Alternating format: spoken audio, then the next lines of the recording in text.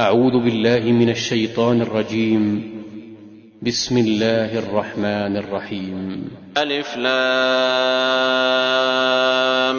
ميم صاد كتاب أنزل إليك فلا يكن في صدرك حرج منه لتنذر به وذكرى للمؤمنين. اتبعوا ما أنزل إليكم من ربكم ولا تتبعوا من دونه أولياء قليلا ما تذكرون. وكم من قرية أهلكناها فجاءها بأسنا بياتا أو هم قائلون فما كان دعواهم إذ جاءهم بأسنا إلا أن قالوا إنا كنا ظالمين. فلنسألن الذين أرسل إليهم ولنسألن المرسلين فلنقصن عليهم بعلم وما كنا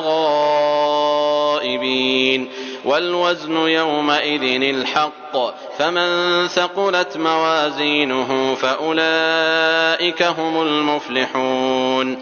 ومن خفت موازينه فأولئك الذين خسروا أنفسهم بما كانوا بآياتنا يظلمون.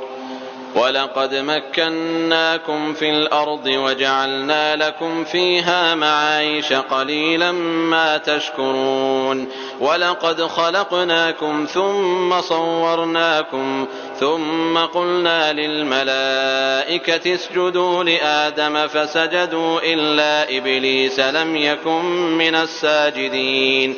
قال ما منعك ألا تسجد إذ أمرتك؟ قال أنا خير منه خلقتني من نار وخلقته من طين. قال فاهبط منها فما يكون لك أن تتكبر فيها فاخرج إنك من الصاغرين. قال أنظرني إلى يوم يبعثون. قال إنك من المنظرين. قال فبما أغويتني لأقعدن لهم صراطك المستقيم ثم لآتينهم من بين أيديهم ومن خلفهم وعن أيمانهم وعن شمائلهم ولا تجد أكثرهم شاكرين. قال اخرج منها مذءوما مدحورا لمن تبعك منهم لأملأن جهنم منكم أجمعين. ويا آدم اسكن أنت وزوجك الجنة فكلا من حيث شئتما ولا تقربا هذه الشجرة فتكونا من الظالمين. فوسوس لهما الشيطان ليبدي لهما ما وري عنهما من سوآتهما وقال ما نهاكما ربكما عن هذه الشجرة إلا أن تكونا ملكين أو تكونا من الخالدين. وقاسمهما إني لكما لمن الناصحين فدلاهما بغرور. فلما ذاقا الشجرة بدت لهما سوآتهما وطفقا يخصفان عليهما من ورق الجنة وناداهما ربهما ألم أنهكما عن تلكما الشجرة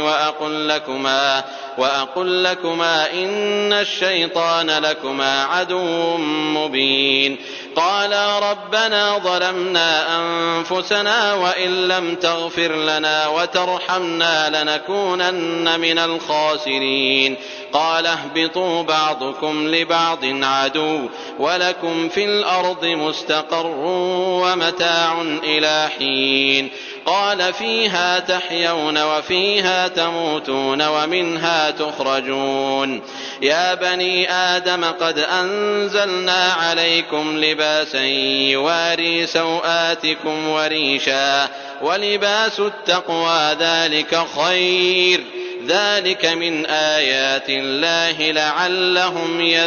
يذكرون.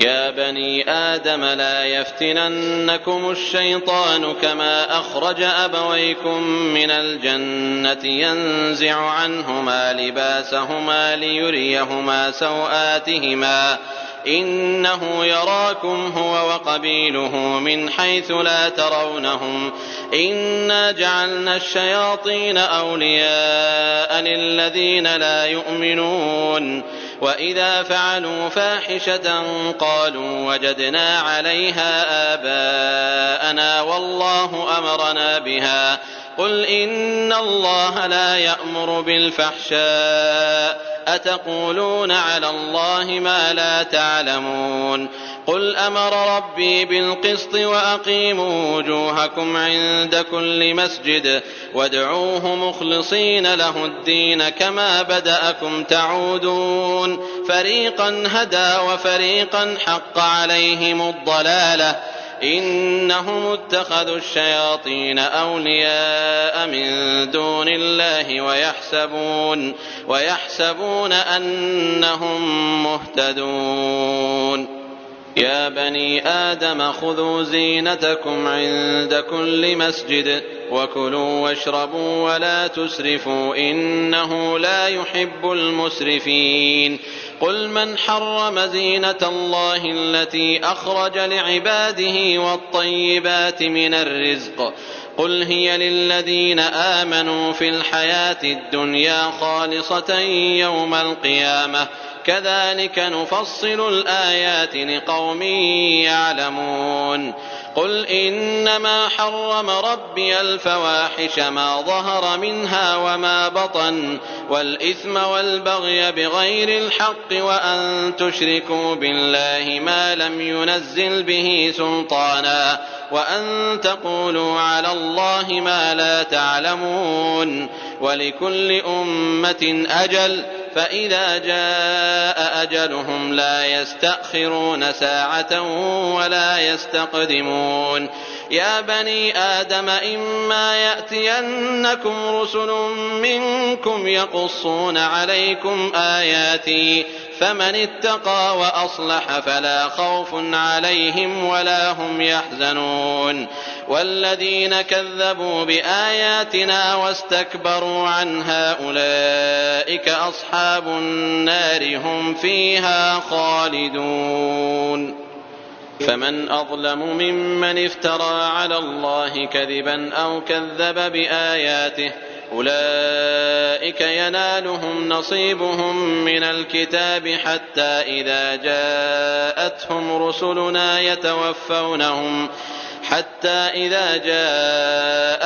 رسلنا يتوفونهم قالوا أين ما كنتم تدعون من دون الله قالوا ضلوا عنا وشهدوا على أنفسهم أنهم كانوا كافرين قال ادخلوا في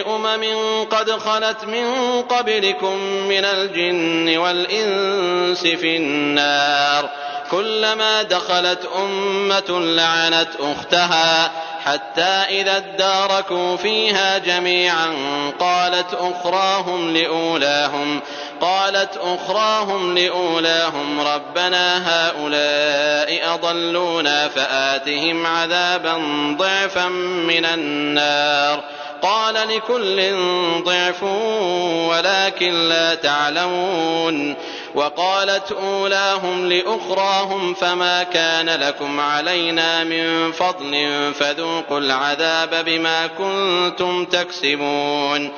إن الذين كذبوا بآياتنا واستكبروا عنها لا تفتح لهم أبواب السماء ولا يدخلون الجنة حتى يلج الجمل في سم الخياط وكذلك نجزي المجرمين لهم من جهنم مهاد ومن فوقهم غواش وكذلك نجزي الظالمين والذين آمنوا وعملوا الصالحات لا نكلف نفسا إلا وسعها أولئك أصحاب الجنة هم فيها خالدون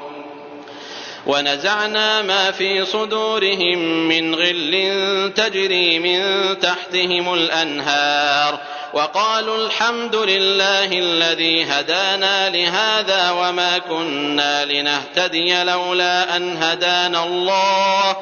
لقد جاءت رسل ربنا بالحق ونودوا أن تلكم الجنة أورثتموها بما كنتم تعملون. ونادى أصحاب الجنة أصحاب النار أن قد وجدنا ما وعدنا ربنا حقا فهل وجدتم ما وعد ربكم حقا قالوا نعم فأذن مؤذن بينهم اللعنة الله على الظالمين الذين يصدون عن سبيل الله ويبغونها عوجا وهم بالآخرة كافرون. وبينهما حجاب وعلى الأعراف رجال يعرفون كلا بسيماهم ونادوا أصحاب الجنة أن سلام عليكم لم يدخلوها وهم يطمعون. وإذا صرفت أبصارهم تلقاء أصحاب النار قالوا ربنا لا تجعلنا مع القوم الظالمين.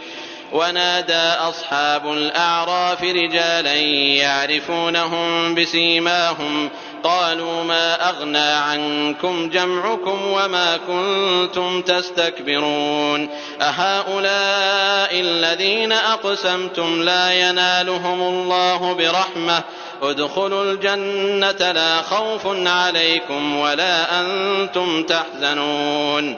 ونادى أصحاب النار أصحاب الجنة أن أفيضوا علينا من الماء أو مما رزقكم الله قالوا إن الله حرمهما على الكافرين الذين اتخذوا دينهم لهوا ولعبا وغرتهم الحياة الدنيا فاليوم ننساهم كما نسوا لقاء يومهم هذا وما كانوا بآياتنا يجحدون. ولقد جئناهم بكتاب فصلناه على علم هدى ورحمة لقوم يؤمنون هل ينظرون إلا تأويله يوم يأتي تأويله يقول الذين نسوه من قبل قد جاءت رسل ربنا بالحق فهل لنا من شفعاء فيشفعوا لنا أو نرد فنعمل غير الذي كنا نعمل قد خسروا أنفسهم وضل عنهم ما كانوا يفترون. إن ربكم الله الذي خلق السماوات والأرض في 6 أيام ثم استوى على العرش يغشي الليل النهار يطلبه حثيثا والشمس والقمر والنجوم مسخرات بأمره ألا له الخلق والأمر تبارك الله رب العالمين. ادعوا ربكم تضرعا وخفية إنه لا يحب المعتدين ولا تفسدوا في الأرض بعد إصلاحها وادعوه خوفا وطمعا إن رحمة الله قريب من المحسنين. وهو الذي يرسل الرياح بشرا بين يدي رحمته حتى إذا أقلت سحابا ثقالا سقناه لبلد ميت فأنزلنا به الماء فأخرجنا به من كل الثمرات كذلك نخرج الموتى لعلكم تذكرون. والبلد الطيب يخرج نباته بإذن ربه والذي خبث لا يخرج إلا نكدا كذلك نصرف الآيات لقوم يشكرون. لقد أرسلنا نوحا إلى قومه فقال يا قوم اعبدوا الله ما لكم من إله غيره إني أخاف عليكم عذاب يوم عظيم. قال الملأ من قومه إنا لنراك في ضلال مبين قال يا قوم ليس بي ضلالة ولكني رسول من رب العالمين أبلغكم رسالات ربي وأنصح لكم وأعلم من الله ما لا تعلمون أوعجبتم أن جاءكم ذكر من ربكم على رجل منكم لينذركم ولتتقوا ولعلكم ترحمون فكذبوه فأنجيناه والذين معه في الفلك وأغرقنا الذين كذبوا بآياتنا إنهم كانوا قوما عمين وإلى عاد أخاهم هودا قال يا قوم اعبدوا الله ما لكم من إله غيره أفلا تتقون قال الملأ الذين كفروا من قومه إنا لنراك في سفاهة وإنا لنظنك من الكاذبين قال يا قوم ليس بي سفاهة ولكني رسول من رب العالمين أبلغكم رسالات ربي وأنا لكم ناصح أمين أوعجبتم أن جاءكم ذكر من ربكم على رجل منكم لينذركم واذكروا إذ جعلكم خلفاء من بعد قوم نوح وزادكم في الخلق بسطة فاذكروا آلاء الله لعلكم تفلحون قالوا أجئتنا لنعبد الله وحده ونذر ما كان يعبد آباؤنا فأتنا بما تعدنا إن كنت من الصادقين قال قد وقع عليكم من ربكم رجس وغضب أتجادلونني في أسماء سميتموها أنتم وآباؤكم ما نزل الله بها من سلطان فانتظروا إني معكم من المنتظرين فأنجيناه والذين معه برحمة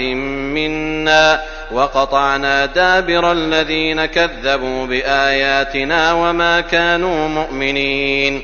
وإلى ثمود أخاهم صالحا قال يا قوم اعبدوا الله ما لكم من إله غيره قد جاءتكم بينة من ربكم هذه ناقة الله لكم آية فذروها تأكل في أرض الله ولا تمسوها بسوء فيأخذكم عذاب أليم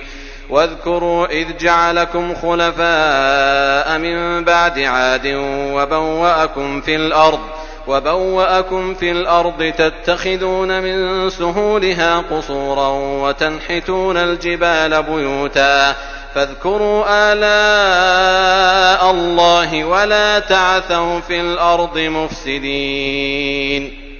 قال الملأ الذين استكبروا من قومه للذين استضعفوا لمن آمن منهم أتعلمون أن صالحا مرسل من ربه قالوا إنا بما أرسل به مؤمنون قال الذين استكبروا إنا بالذي آمنتم به كافرون فعقروا الناقة وعتوا عن أمر ربهم وقالوا يا صالح ائتنا بما تعدنا إن كنت من المرسلين فأخذتهم الرجفة فأصبحوا في دارهم جاثمين فتولى عنهم وقال يا قوم لقد أبلغتكم رسالة ربي ونصحت لكم ولكن لا تحبون الناصحين ولوطا إذ قال لقومه أتأتون الفاحشة ما سبقكم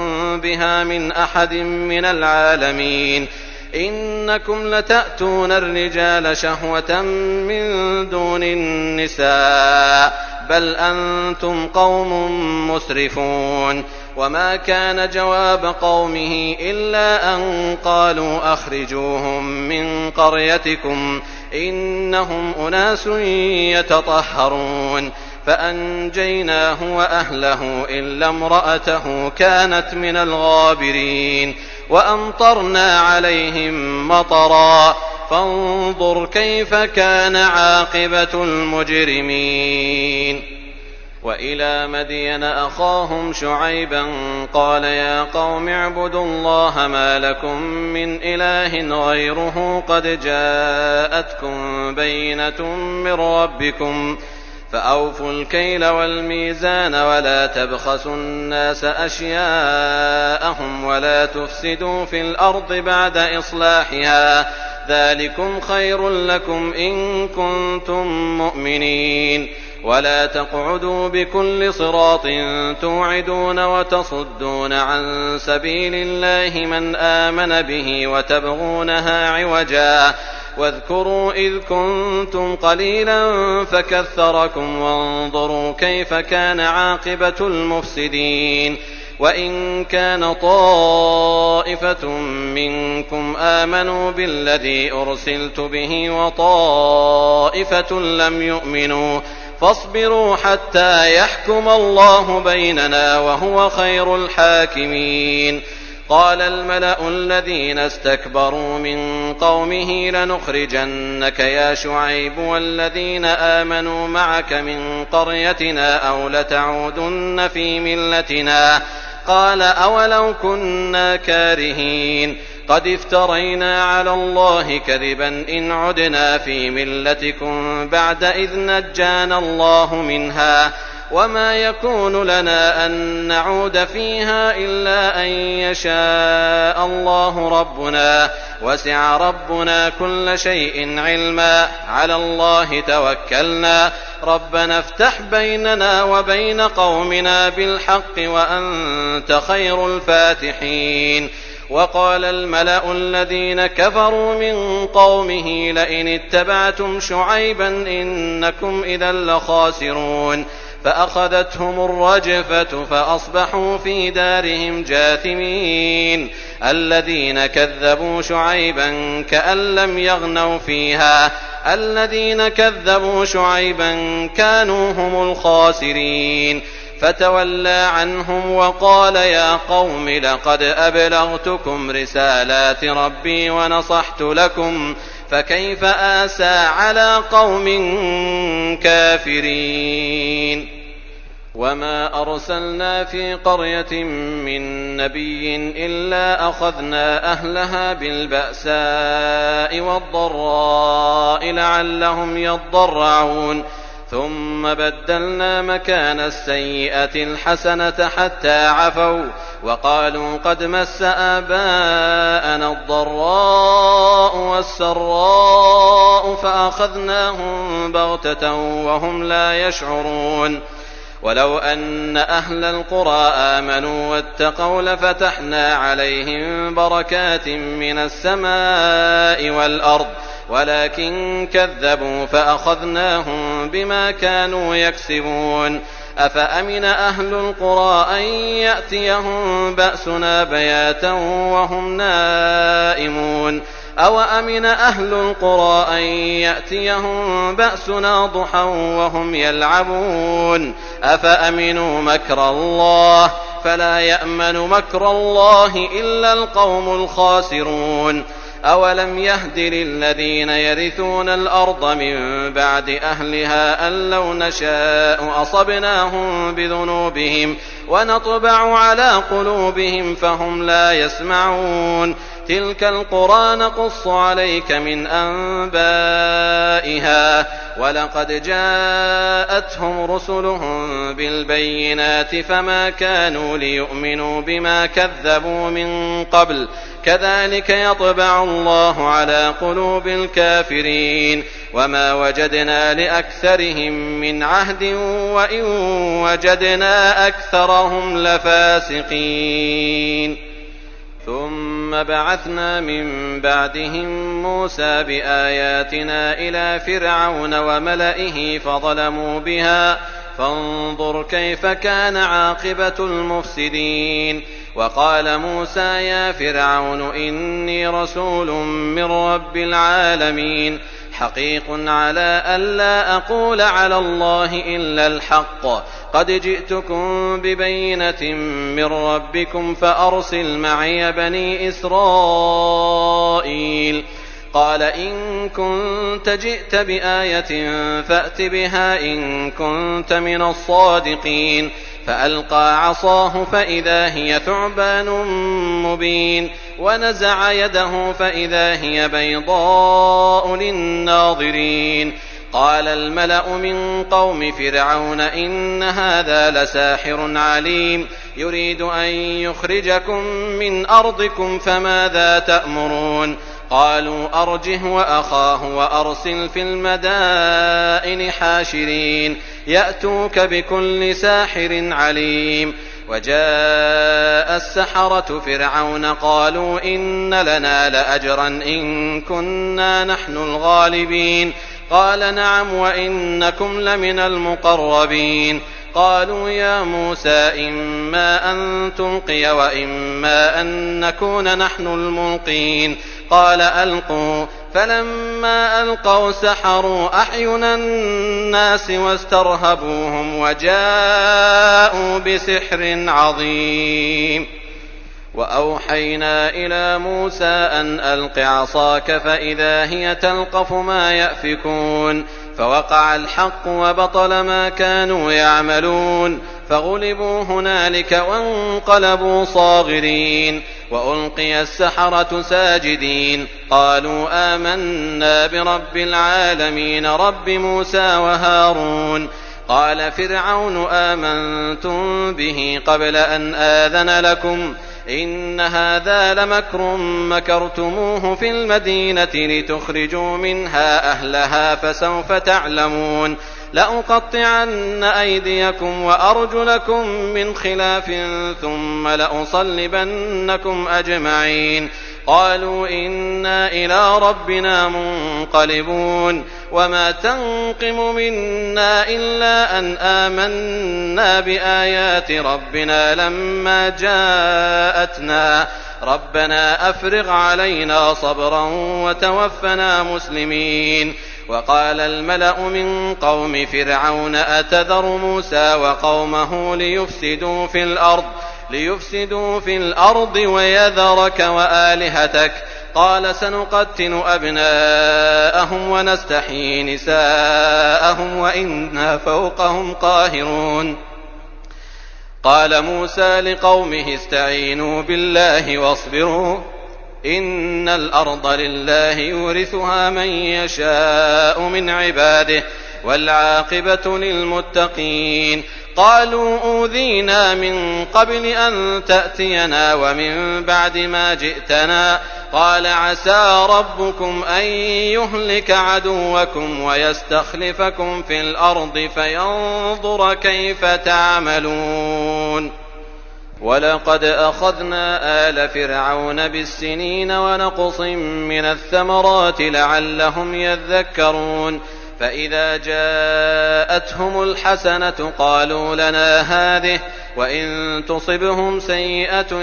يطيروا بموسى ومن معه ألا إنما طائرهم عند الله ولكن أكثرهم لا يعلمون. وقالوا مهما تأتنا به من آية لتسحرنا بها فما نحن لك بمؤمنين. فأرسلنا عليهم الطوفان والجراد والقمل والضفادع والدم آيات مفصلات فاستكبروا وكانوا قوما مجرمين. ولما وقع عليهم الرجز قالوا يا موسى ادع لنا ربك بما عهد عندك لئن كشفت عنا الرجز لنؤمنن لك ولنرسلن معك بني إسرائيل. فلما كشفنا عنهم الرجز إلى أجل هم بالغوه إذا هم ينكثون. فانتقمنا منهم فأغرقناهم في اليم بأنهم كذبوا بآياتنا وكانوا عنها غافلين. وأورثنا القوم الذين كانوا يستضعفون مشارق الأرض ومغاربها التي باركنا فيها وتمت كلمة ربك الحسنى على بني إسرائيل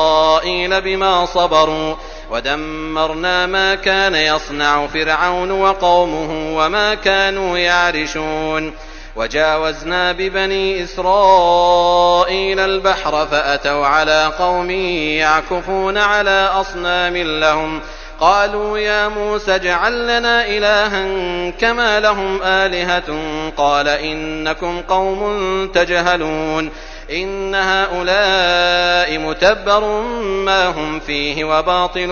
ما كانوا يعملون قال أغير الله أبغيكم إلها وهو فضلكم على العالمين وإذ أنجيناكم من آل فرعون يسومونكم سوء العذاب يقتلون أبناءكم ويستحيون نساءكم وفي ذلكم بلاء من ربكم عظيم وواعدنا موسى 30 ليلة وأتممناها ب10 فتم ميقات ربه 40 ليلة وقال موسى لأخيه هارون اخلفني في قومي وأصلح ولا تتبع سبيل المفسدين ولما جاء موسى لميقاتنا وكلمه ربه قال رب أرني أنظر إليك قال لن تراني ولكن انظر إلى الجبل فإن استقر مكانه فسوف تراني فلما تجلى ربه للجبل جعله دكا وخر موسى صعقا فلما أفاق قال سبحانك تبت إليك وأنا أول المؤمنين قال يا موسى إني اصطفيتك على الناس برسالاتي وبكلامي فخذ ما آتيتك وكن من الشاكرين وكتبنا له في الألواح من كل شيء موعظة وتفصيلا لكل شيء فخذها بقوة وأمر قومك يأخذوا بأحسنها سأريكم دار الفاسقين سأصرف عن آياتي الذين يتكبرون في الأرض بغير الحق وإن يروا كل آية لا يؤمنوا بها وإن يروا سبيل الرشد لا يتخذوه سبيلا وإن يروا سبيل الغي يتخذوه سبيلا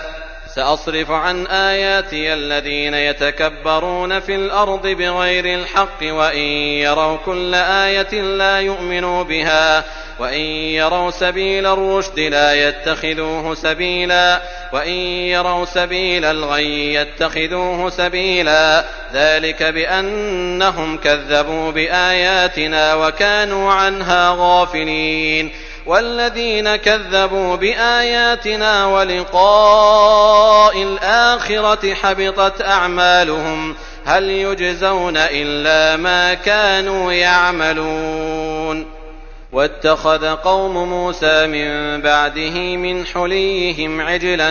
جسدا له خوار ألم يروا أنه لا يكلمهم ولا يهديهم سبيلا اتخذوه وكانوا ظالمين ولما سقط في أيديهم ورأوا أنهم قد ضلوا قالوا لئن لم يرحمنا ربنا ويغفر لنا لنكونن من الخاسرين ولما رجع موسى إلى قومه غضبان أسفا قال بئس ما خلفتموني من بعدي أعجلتم أمر ربكم وألقى الألواح وأخذ برأس أخيه يجره إليه قال ابن أم إن القوم استضعفوني وكادوا يقتلونني فلا تشمت بي الأعداء ولا تجعلني مع القوم الظالمين قال رب اغفر لي ولأخي وأدخلنا في رحمتك وأنت أرحم الراحمين إن الذين اتخذوا العجل سينالهم غضب من ربهم وذلة في الحياة الدنيا وكذلك نجزي المفترين والذين عملوا السيئات ثم تابوا من بعدها وآمنوا إن ربك من بعدها لغفور رحيم ولما سكت عن موسى الغضب أخذ الألواح وفي نسختها هدى ورحمة للذين هم لربهم يرهبون. واختار موسى قومه 70 رجلا لميقاتنا فلما أخذتهم الرجفة قال رب لو شئت أهلكتهم من قبل وإياي أتهلكنا بما فعل السفهاء منا إن هي إلا فتنتك تضل بها من تشاء وتهدي من تشاء أنت ولينا فاغفر لنا وارحمنا وأنت خير الغافرين. واكتب لنا في هذه الدنيا حسنة وفي الآخرة إنا هدنا إليك قال عذابي أصيب به من أشاء ورحمتي وسعت كل شيء فسأكتبها للذين يتقون ويؤتون الزكاة والذين هم بآياتنا يؤمنون الذين يتبعون الرسول النبي الأمي الذي يجدونه مكتوبا عندهم في التوراة والإنجيل يأمرهم بالمعروف وينهاهم عن المنكر ويحل لهم الطيبات ويحرم عليهم الخبائث ويضع عنهم إصرهم والأغلال التي كانت عليهم فالذين آمنوا به وعزروه ونصروه واتبعوا النور الذي أنزل معه أولئك هم المفلحون. قل يا أيها الناس إني رسول الله إليكم جميعا الذي له ملك السماوات والأرض لا إله إلا هو يحيي ويميت فآمنوا بالله ورسوله النبي الأمي الذي يؤمن بالله وكلماته واتبعوه لعلكم تهتدون. ومن قوم موسى أمة يهدون بالحق وبه يعدلون وقطعناهم 12 أسباطا أمما وأوحينا إلى موسى إذ استسقاه قومه أن اضرب بعصاك الحجر فانبجست منه 12 عينا قد علم كل أناس مشربهم وظللنا عليهم الغمام وأنزلنا عليهم المن والسلوى كلوا من طيبات ما رزقناكم وما ظلمونا ولكن كانوا أنفسهم يظلمون. وإذ قيل لهم اسكنوا هذه القرية وكلوا منها حيث شئتم وقولوا حطة وادخلوا الباب سجدا نغفر لكم خطيئاتكم سنزيد المحسنين. فبدل الذين ظلموا منهم قولا غير الذي قيل لهم فأرسلنا عليهم رجزا من السماء بما كانوا يظلمون. واسألهم عن القرية التي كانت حاضرة البحر إذ يعدون في السبت إذ تأتيهم حيتانهم يوم سبتهم شرعا ويوم لا يسبتون لا تأتيهم كذلك نبلوهم بما كانوا يفسقون. وإذ قالت أمة منهم لم تعظون قوما الله مهلكهم أو معذبهم عذابا شديدا قالوا معذرة إلى ربكم ولعلهم يتقون. فلما نسوا ما ذكروا به أنجينا الذين ينهون عن السوء وأخذنا الذين ظلموا بعذاب بئيس بما كانوا يفسقون. فلما عتوا عما نهوا عنه قلنا لهم كونوا قردة خاسئين. وإذ تأذن ربك ليبعثن عليهم إلى يوم القيامة من يسومهم سوء العذاب إن ربك لسريع العقاب وإنه لغفور رحيم. وقطعناهم في الأرض أمما منهم الصالحون ومنهم دون ذلك وبلوناهم بالحسنات والسيئات لعلهم يرجعون فخلف من بعدهم خلف ورثوا الكتاب يأخذون عرض هذا الأدنى ويقولون سيغفر لنا وإن يأتهم عرض مثله يأخذوه ألم يؤخذ عليهم ميثاق الكتاب ألا يقولوا على الله إلا الحق ودرسوا ما فيه والدار الآخرة خير للذين يتقون أفلا تعقلون والذين يمسكون بالكتاب وأقاموا الصلاة إنا لا نضيع أجر المصلحين وإذ نتقنا الجبل فوقهم كأنه ظلة وظنوا أنه واقع بهم خذوا ما آتيناكم بقوة واذكروا ما فيه لعلكم تتقون وإذ أخذ ربك من بني آدم من ظهورهم ذريتهم وأشهدهم على أنفسهم ألست بربكم قالوا بلى شهدنا أن تقولوا يوم القيامة إنا كنا عن هذا غافلين أو تقولوا إنما أشرك آباؤنا من قبل وكنا ذرية من بعدهم أفتهلكنا بما فعل المبطلون وكذلك نفصل الآيات ولعلهم يرجعون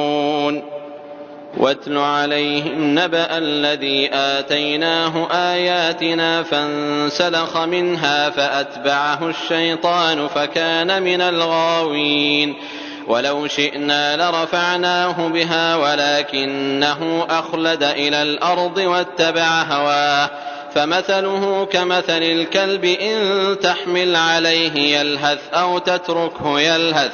ذلك مثل القوم الذين كذبوا بآياتنا فاقصص القصص لعلهم يتفكرون ساء مثلا القوم الذين كذبوا بآياتنا وأنفسهم كانوا يظلمون من يهد الله فهو المهتدي ومن يضلل فأولئك هم الخاسرون ولقد ذرأنا لجهنم كثيرا من الجن والإنس لهم قلوب لا يفقهون بها ولهم أعين لا يبصرون بها ولهم آذان لا يسمعون بها أولئك كالأنعام بل هم أضل أولئك هم الغافلون ولله الأسماء الحسنى فادعوه بها وذروا الذين يلحدون في أسمائه سيجزون ما كانوا يعملون وممن خلقنا أمة يهدون بالحق وبه يعدلون والذين كذبوا بآياتنا سنستدرجهم من حيث لا يعلمون وأملي لهم إن كيدي متين أولم يتفكروا ما بصاحبهم من جنة إن هو إلا نذير مبين أولم ينظروا في ملكوت السماوات والأرض وما خلق الله من شيء وأن عسى أن يكون قد اقترب أجلهم فبأي حديث بعده يؤمنون من يضلل الله فلا هادي له ويذرهم في طغيانهم يعمهون يسألونك عن الساعة أيان مرساها قل إنما علمها عند ربي لا يجليها لوقتها إلا هو ثقلت في السماوات والأرض لا تأتيكم إلا بغتة يسألونك كأنك حفي عنها قل إنما علمها عند الله ولكن أكثر الناس لا يعلمون قل لا أملك لنفسي نفعا ولا ضرا إلا ما شاء الله ولو كنت أعلم الغيب لاستكثرت من الخير وما مسني السوء إن أنا إلا نذير وبشير لقوم يؤمنون هو الذي خلقكم من نفس واحدة وجعل منها زوجها ليسكن إليها فلما تغشاها حملت حملا خفيفا فمرت به فلما أثقلت دعوا الله ربهما لئن آتيتنا صالحا لنكونن من الشاكرين فلما آتاهما صالحا جعلا له شركاء فيما آتاهما فتعالى الله عما يشركون أيشركون ما لا يخلق شيئا وهم يخلقون ولا يستطيعون لهم نصرا ولا أنفسهم ينصرون وإن تدعوهم إلى الهدى لا يتبعوكم سواء عليكم أدعوتموهم أم أنتم صامتون إن الذين تدعون من دون الله عباد أمثالكم فادعوهم فليستجيبوا لكم إن كنتم صادقين ألهم أرجل يمشون بها أم لهم أيدي يبطشون بها أم لهم أعين يبصرون بها أم لهم آذان يسمعون بها قل ادعوا شركاءكم ثم كيدون فلا تنظرون إن وليي الله الذي نزل الكتاب وهو يتولى الصالحين والذين تدعون من دونه لا يستطيعون نصركم ولا أنفسهم ينصرون وإن تدعوهم إلى الهدى لا يسمعوا وتراهم ينظرون إليك وهم لا يبصرون خذ العفو وأمر بالعرف وأعرض عن الجاهلين وإما ينزغنك من الشيطان نزغ فاستعذ بالله إنه سميع عليم إن الذين اتقوا إذا مسهم طائف من الشيطان تذكروا فإذا هم مبصرون وإخوانهم يمدونهم في الغي ثم لا يقصرون وإذا لم تأتهم بآية قالوا لولا اجتبيتها قل إنما أتبع ما يوحى إلي من ربي هذا بصائر من ربكم وهدى ورحمة لقوم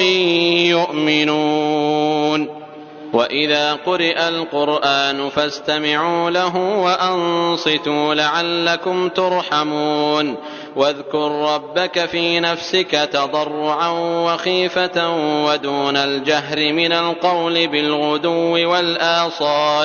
بالغدو والآصال ولا تكن من الغافلين إن الذين عند ربك لا يستكبرون عن عبادته ويسبحونه وله يسجدون